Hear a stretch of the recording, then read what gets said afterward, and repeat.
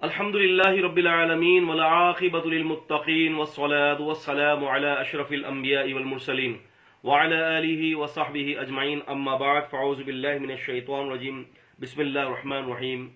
معزز ناظرین اکرام، السلام علیکم ورحمۃ اللہ وبرکاتہ۔ امام بخاری رحمہ اللہ نے صحیح بخاری کے اندر بہت ساری جو احادیث ذکر کی ہیں، ان احادیث کا نبی کریم صلی اللہ علیہ وسلم تک جو ہے وہ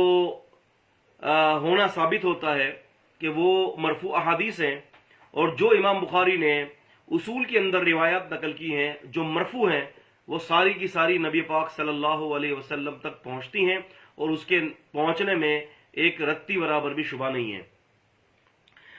ایک بات کی وضاحت بڑے ضروری سمجھتا ہوں، صحیح بخاری کے حوالے سے کئی جگہوں پر یہ سوال سامنے آتا ہے، اور خصوصاً اس سوال کو منکرین حدیث بہت زیادہ جو ہے وہ اچھالنے کی کوشش کرتے ہیں، اور وہ سوال یہ ہے کہ جیسے کہ نزول وحی کے اعتبار سے کہ نبی پاک صلی اللہ علیہ وسلم پر جب وحی کا نزول ہوا اور امی خدیجہ رضی اللہ تعالی عنہا اس وقت حیات تھیں، تو سب سے پہلے جب وہی اتری تو نبی پاک صلی اللہ علیہ وسلم کو امی خدیجہ رضی اللہ عنہا جو ہے ورقہ بن نوفل رحمہ اللہ تعالی کے پاس لے کر گئیں۔ ورقہ جو ہے وہ ایک جید قسم کے جو ہے وہ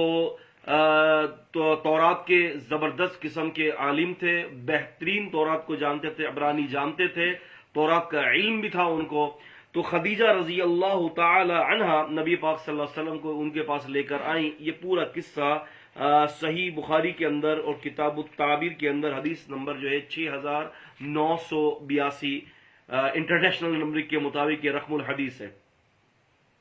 اب اس کے اندر حدیث کے اندر جو جہاں تک حدیث ہے نبی کریم صلی اللہ علیہ وسلم کی جو امی عائشہ رضی اللہ عنہا نے جو ذکر فرمایا ہے، اور جو سند جو اس کی وہ یہ ہے کہ امام زہری رحمہ اللہ فرماتے ہیں کہ فاخبرنی عروۃ عن عائشہ رضی اللہ عنہا انہا قالت، یہ حدیث جو ہے امام زہری نے امام عروہ رحمہ اللہ سے سنا، اور امام عروہ رحمہ اللہ جو کہ تابعی ہیں، انہوں نے ام المؤمنین سیدہ عائشہ رضی اللہ عنہا سے یہ حدیث سنی کہ اول ما بدی بہ رسول اللہ صلی اللہ علیہ وسلم من الوحی الرؤیا الصادقۃ فی النوم، یہ پوری حدیث کے رسول اللہ صلی اللہ علیہ وسلم پر وحی کی کیفیت کو ذکر کیا ہے۔ اس کے بعد امام زہری رحمہ اللہ کا اپنا ایک قول ہے، وہ یہ کہتے ہیں کہ فیما بلغنا حزنا غدا منه مرارا كي يترضى من رؤوس شواهق الجبال فكلما اوفى بذروة جبل لكي يلقي منه نفسه تبدى له جبريل فقال يا محمد صلى الله عليه وسلم انك رسول الله حقا۔ تو یہ حدیث کہ ہوا یہ تھا کہ رسول اللہ صلی اللہ علیہ وسلم ورقہ فرماتے ہیں کہ بلغنا، یہ بات ہم تک پہنچی ہے، یعنی اس کی امی عائشہ رضی اللہ عنہا سے دلیل نہیں ہے، ٹھیک ہے، امی عائشہ سے دلیل نہیں ہے۔ وہ فرماتے ہیں کہ یہ بات، راوی کہتا ہے کہ یہ بات ہم تک پہنچی، راوی حدیث فرماتے ہیں کہ یہ بات ہم تک پہنچی کہ نبی کریم صلی اللہ علیہ وسلم کو اس وجہ سے کہ جب وہی کا سلسلہ جو ہے وہ رک گیا، ورقہ بن نوفل کے پاس امی خدیجہ نبی علیہ السلام کو لے کر گئیں۔ ورقہ بن نوفل نے ان کو نبی پاک صلی اللہ علیہ وسلم کو فرمایا کہ نعم لم یأتی رجل قط بما جئت به الا عودی، کہ ہاں جس دعوت کا ذکر آپ کر رہے ہیں، جس وحی کا آپ ذکر کر رہے ہیں، جب بھی کوئی نبی یہ وحی کا ذکر کرتا ہے یا وہ سلسلہ اس کے اوپر جاری ہوتا ہے تو قوم جو ہے اس کو نکالنے کے بعد اس کی دشمن ہو جاتی ہے۔ اللہ کے رسول صلی اللہ علیہ وسلم نے یہ بڑی حیرت سے کہا کہ یہ مجھے نکالیں گے، تو جواب نے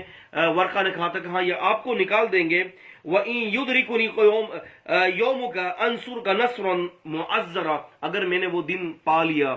کہ جس دن یہ قوم آپ کو نکالے گی تو میں آپ کی بڑی زبردست طریقے سے مدد کروں گا۔ لیکن ہوا یہ کہ ثُمَّ لَمْ يَنْشَبْ وَرَقَ أَن تُوَفِّيَ،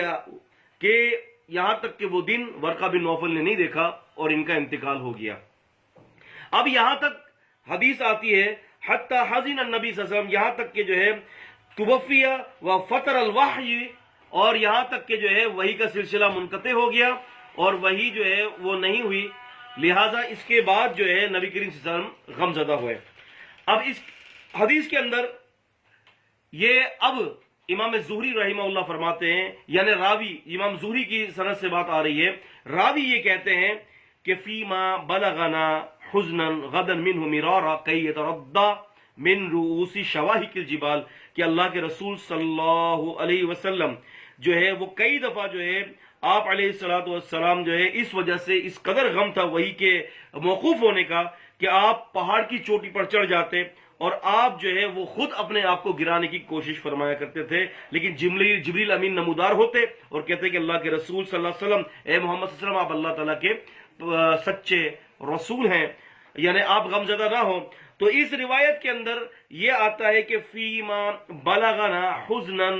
کہ آپ بڑے ہی غمزدہ ہوتے، یہاں تک کہ آپ علیہ الصلوۃ والسلام کئی بار پہاڑ کی بلند چوٹی سے اپنے آپ کو گرانا چاہا۔